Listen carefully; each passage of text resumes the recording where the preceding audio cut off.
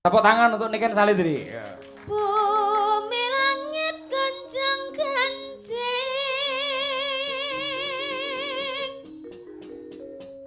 para bekang kang pratala lindu ping pitu sahari amap kang jalan idi pati hambantusi serna larut terus apa malih Pak? Katrajangkang Katrajangkang goro-goro gara-gara awakmu nek iso suluk tau kenal dalang sapa iso suluk barangane Akbar Pak ngaku nggih mboten anu Pak napa mula lek urung roh iki dudono lho iki lho Pangkur Semarangan wong duwe penggemar malah diseneni Niken ora aku lek karo penggemarku iki basa malah kok seneni ora Lah Mbak Tutut iki kalih kula wis pun wis plek ya nggih. ah iya aku kalih Bukesi wis plek-plek ayo ngono kuwi ayo angger mencolot mudune plek-plek ngono kuwi ayo Nano ya Nduk Cahayu Niken Iki ndamel mingkar-minggur Pak non ndamel mingkar-minggur manut jenengan mingkar-minggur sing los sing pundi mingkar-minggur yen mawon nggih Pak iya mingkar-mingkur nggih mingkar-mingkuring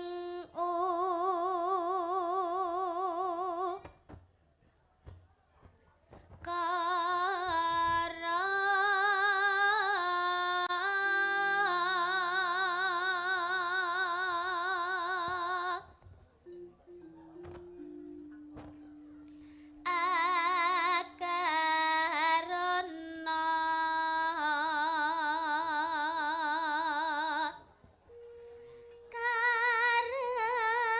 karenan marati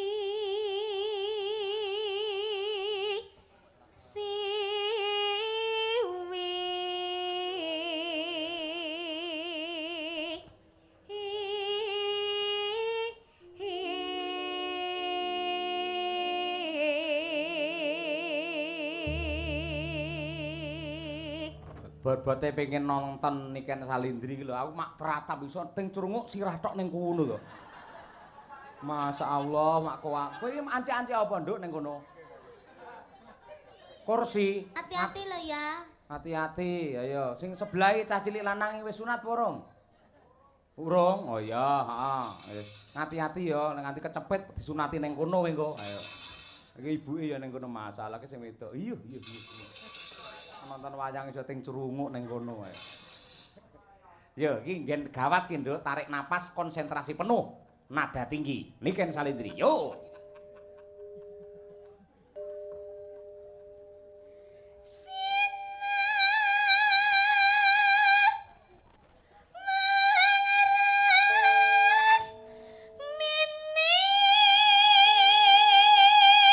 Alon-alon Nduk.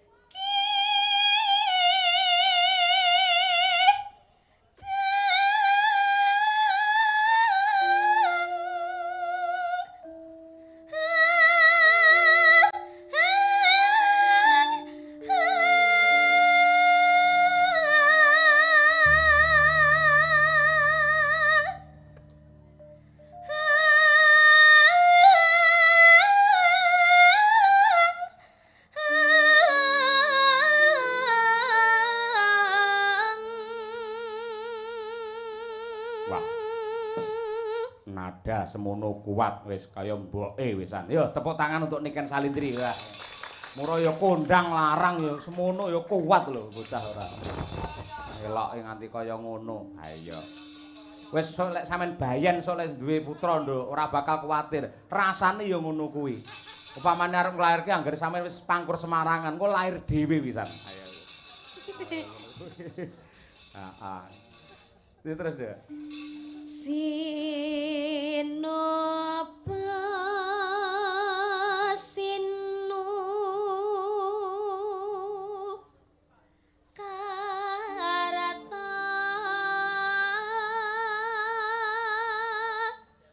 mereka tarata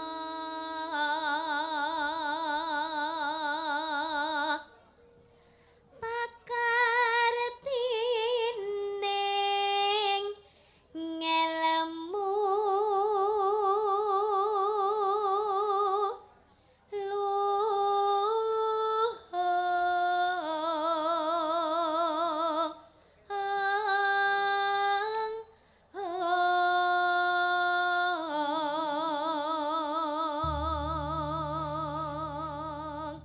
Nino nino.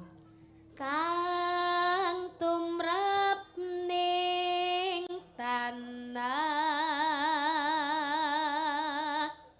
Jawa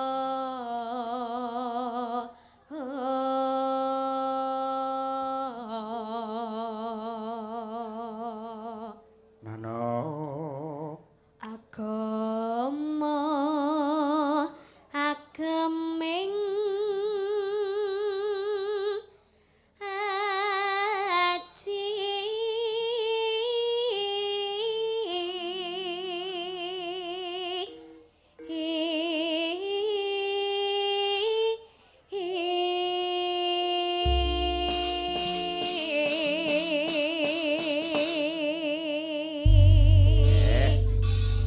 Luar biasa. Ya. Ya, Nduk. Kelangenane bapakmu aturna nggih tamba kangen luwih dhisik. Nggih, Pak. Ayang-ayang ya, Nduk ya. Nggih. Oke. Sing nembang sampean walah temenanan. Nganti kaya bledek. Ya, oke. Yo, ayang-ayang bersama Niken Salindri. Ya, yuk. Oke. Horeg tenan. Yen nggen sound system kaya nek sound horeg yen sinden horeg ya Niken Salindri iki. Luar biasa elok temenanan. Sik, Nduk, gentenan. Ayo. Nggih. Nggih Pak. pemanasan mengko tampil meneh. Oke. Nanti gara-gara to? Nggih, Pak. Oke, jos. Tak totone wektune yen ngono. Mbak Lucy Brahman. Ayo iki. Iki untuk bintang tamu loro gedhi-gedhi kabeh. Mboten. Sampai ini penggalih tentrem menapa piye to Mbak Lucy kok iso awake kaya ora suda-suda. Kula niku nggih suda sakjane tapi namung setengah on.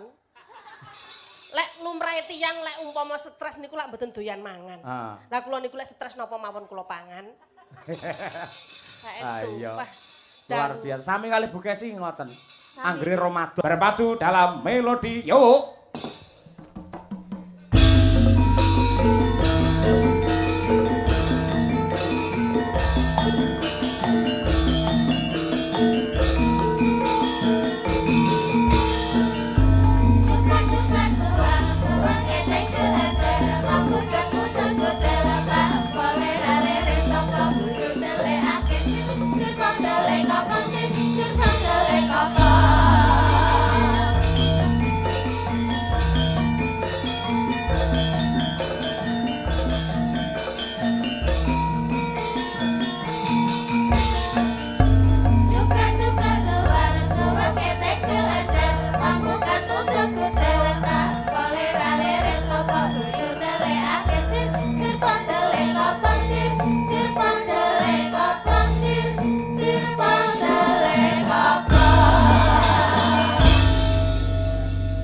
Hadir di tengah-tengah kita ya kuwi bintang dari Kediri Niken Salindri.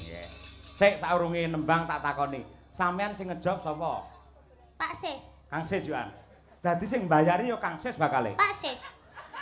Lah Pak Lurah modale apa berarti iki? Izin, Pak. Napa? Izin. Izin piye? Izin untuk Keramian.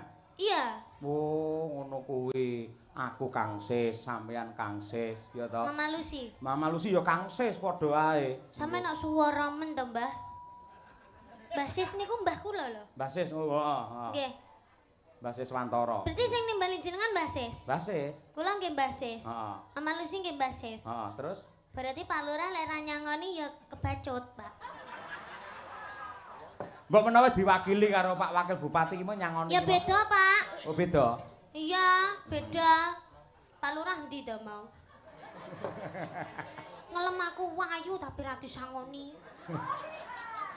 Lho, ngene jer Basuki mawa beya, sampeyan lek nembang apik, njogete becik, wis ta aja kuwatir. Mengko mesti diwakili karo Yu Nyamini, kuwi bojone Kang Sis yo an, sing bakale paring tali asih marang panjenengan. Nggih, lek niku pasti. Nggih, niku Mbah Sis sing lenggahe teng sebelahe Bu Lurah. Niku Mbah Huti Sis. Oh iya. Nggih. Nggih. Ya gandeng sing mirsani wis ngenteni sampean kabeh. Ya salam-salam kagem sedaya para lenggah nduk niken Iki salindri. acarane napa, Pak? Hah? Sunatan. Sunatane sinten? Sunatane Pak Lurah. Ya putrane mau genal jlentrehke Muhammad Wisanggeni. Lho. Lah tapi kok sing nimbali Mbah Sis? Lho, mergane Mbah Sis kuwi wis ndaku putra Pak Lurah Wengkal dadi putrane. Dadi sing dihitanke iki padha karo putune Mbah Sis. Ngoten. Heeh. Terus sing dihitanke iki ponakane Pak Wakil Bupati, ngono kuwi. Pokoke piye carane kabeh iso dadi dulur ngono lho, Nduk. Oh iya. Ya didoakan semoga buat Mas Wisanggeni semoga menjadi anak yang soleh, berbakti kepada kedua orang tua, sehat selalu panjang umurnya, tercapai cita-citanya, dan kagem Pak Lurah kalian Bu Lurah matur sembah nuwun sanget. Mugi-mugi sehat selalu panjang umurnya, kathah rezekine, awet lek ngomong anak putune. Kalih Mbah Sis kalian Uti, terima kasih banyak. Sudah Pak. Sampun nggih. Lho penontone ngono didongakne penontone. Ya, terima kasih buat para penonton yang sudah hadir di sini maupun yang lihat di live streaming karena sudah menonton Niken beserta Pak Cahyo Kuntadi sak rombonge. Mugi-mugi tansah pinaringan sehat selalu panjang umur rezeki ingkang kusik. Pak Cahyo Kuntadi sak rombongan, kok sak rombonge iki bakul soto napa piye? sama aja. Oh beda. Sak rombonge tegese nggawa rombong rene, lek sak rombongan tegese kancane akeh. Ngono lho, Nduk. Ya, sak rombongan mugi-mugi jenengan sedaya tansah pinaringan rezeki ingkang kathah barokah Allahumma. Amin. Mugi-mugi tansah pinaringan seger kuarasan panjang umur Allahumma. Amin. Mugi-mugi sageta munggah kaji Allahumma. Amin. Mugi-mugi sageta nanggap Niken Salindri. Ah ya wis laris kaya ngono sik kurang tanggapan sampean nggih ora nggih. Lek kanggone piyayi ulang tahun lek mengucapkan piye, Nduk? Ulang tahun. Kalau ulang tahun ya happy birthday, semoga panjang umur sehat selalu, semoga panjang umur sehat selalu. Nggih, selamat ulang tahun ya. Iya. Nah, selamat ulang tahun. Kanggone wong nikah selamate piye ucapane? Sakinah mawaddah warahmah. Wah iya, selamat menempuh hidup Itu baru. baru. Lek kanggo cah sing disunatne selamate piye? Selamat menikmati. Terus?